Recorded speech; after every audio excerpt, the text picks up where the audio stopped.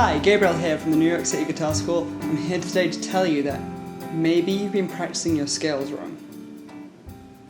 Okay, so the guitar typically is a very shape-driven instrument. So you can get pretty far using your knowledge of major scale shapes and how you can move those around the neck. However, I think that the most important step that you can take is learning how to play all of your major scales just in the one position on the neck.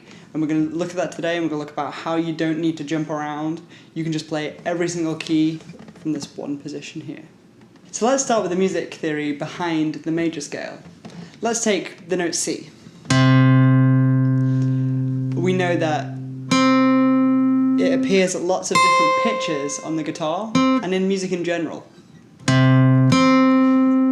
You may also know that this is called an octave. So in Western music, we divide this octave up into 12 pieces.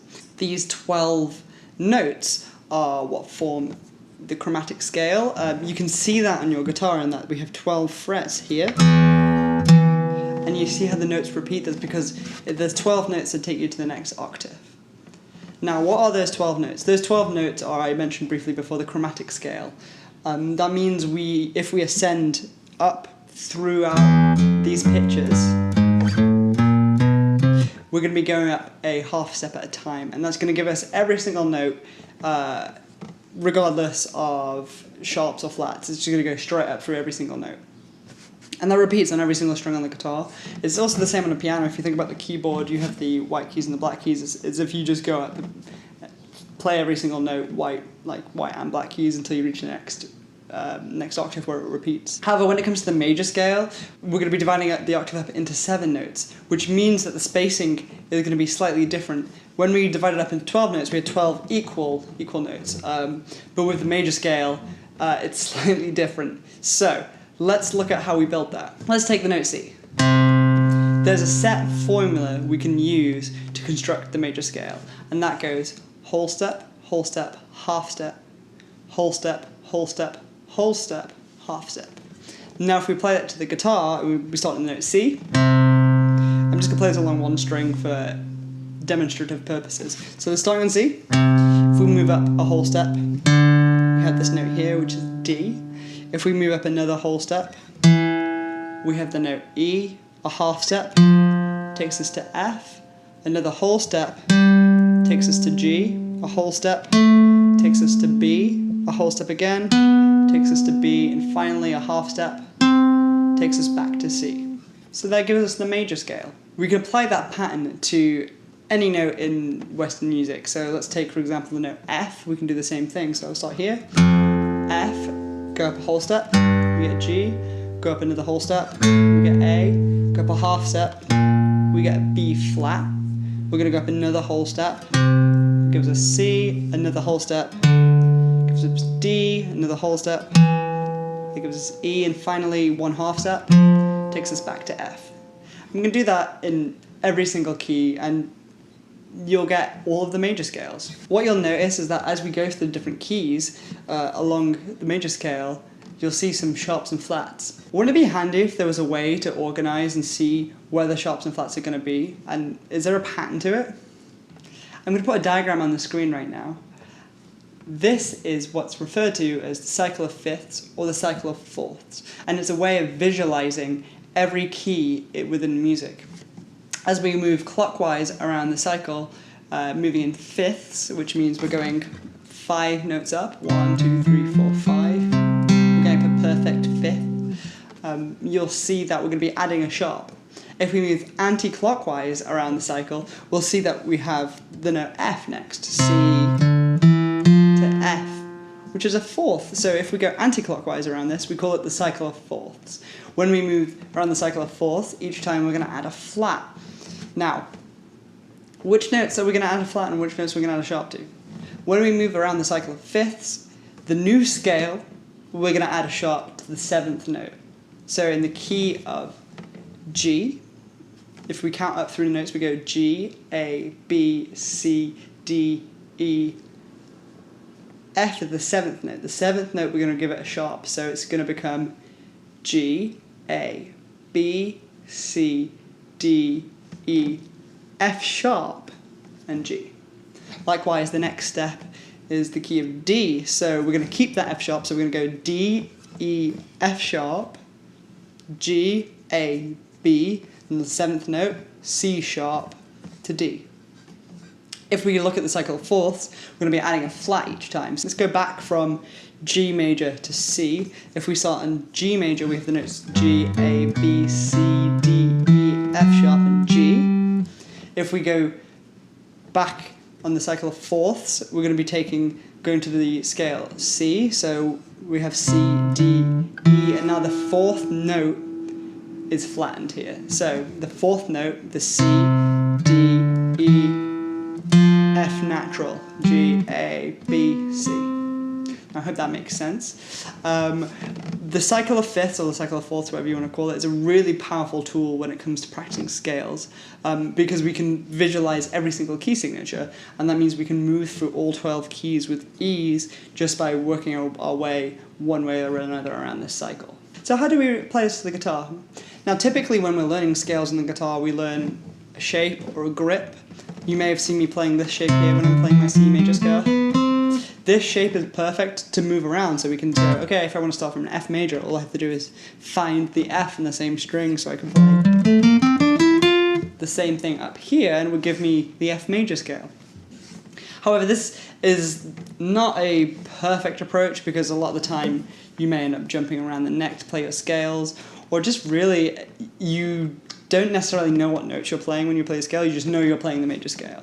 So if we dive really into how we can analyze the notes and how we can analyze the way we're playing the scale, you can really develop a deeper knowledge of how these scales should sound and how you can play them in all these different permutations on the guitar. So we're going to start using the same C major scale shape.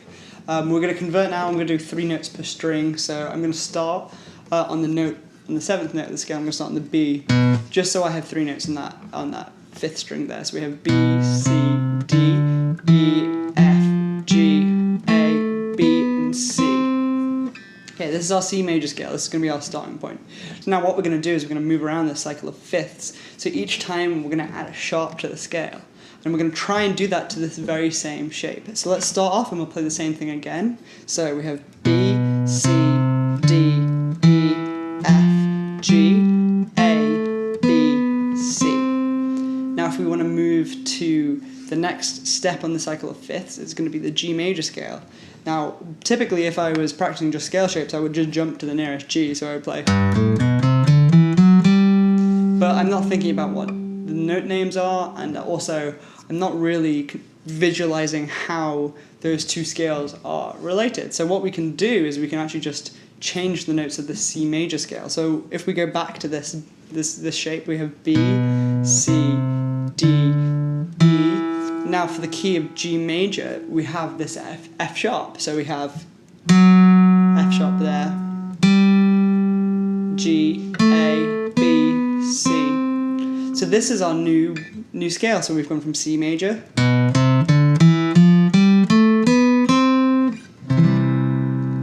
to G major.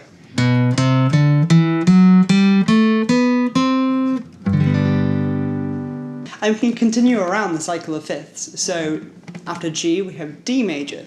So we're going to take the same notes. So let's start with the G again. So we have B, C, D, E, F sharp, G, A, B, and C. For D major, the C, it's going to become a C sharp. So let's look at that again. So we have, for D, we're going to have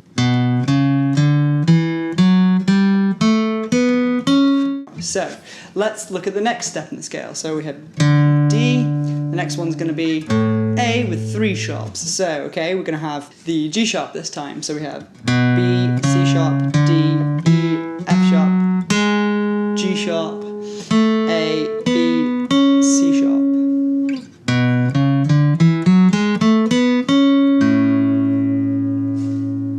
Great.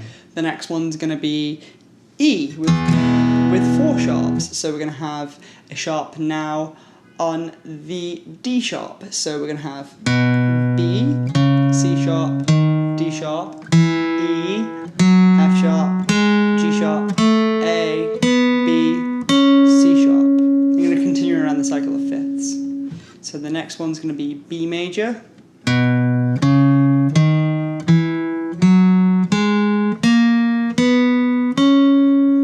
Then we're going to have F sharp major.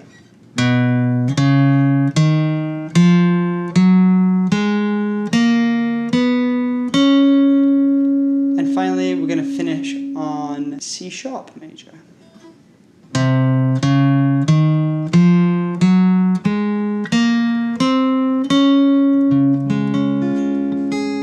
Now we've gone all the way around, adding as many sharps as possible until every note is now a sharp.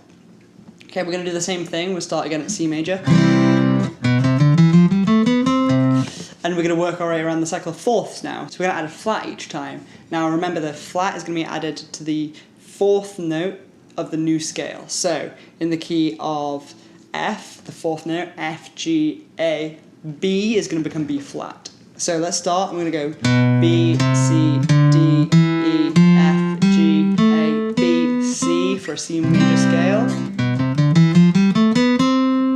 Okay, the next step in the scale is going to be, on the cycle, sorry, is going to be the F with the B flat. So we're going to go B flat, C, D, E, F, G, A, B flat, C. Next is going to be a B flat major scale. So the E flat is the new note. So we have B flat, C, D, E flat, F, G, A, B flat, C. Great, okay, we're going to keep on going. So the next one is going to be E flat. So we're going to have this A flat now in the scale. So we're going to go B flat, C, D, E flat, F, G, A flat, B flat, C. We're going to keep on going. Now we're going to be in A flat major. So we're going to have a D flat in the scale. So we're going to go.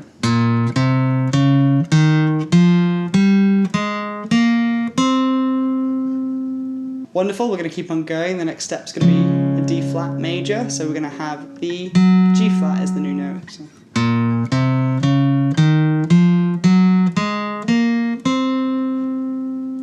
Next step is going to be the G flat major scale, so we're going to have a C flat.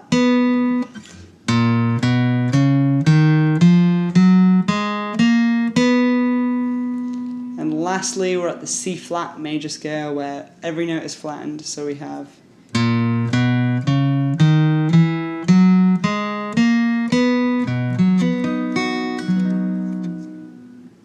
So there you have it, that's every single major scale in one position on the neck. Now we can apply the same rule to any different scale shape that we have. So for example, if we were playing a C major scale like this, up on the 3rd fret again, but we're going to play it with our first finger. We could do the same thing, so if we move through the scale and add the F sharp. That's our new G major scale. So you can just experiment with whatever scale shapes you already know and see if you can play all 12 keys in one position. Now I hope you found this really helpful.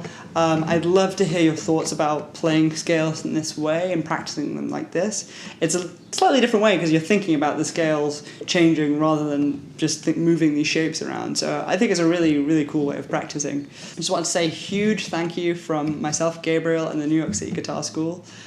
Check out the website for any more details. I'll leave some links in the description so you can check out our website. Please like this video, give us a thumbs up, subscribe to the channel. We'll be making more content like this. If you've got any topics that you'd like us to cover, just drop us a message, leave a comment, and hopefully we can make that happen. And thanks for just checking out this video about scales.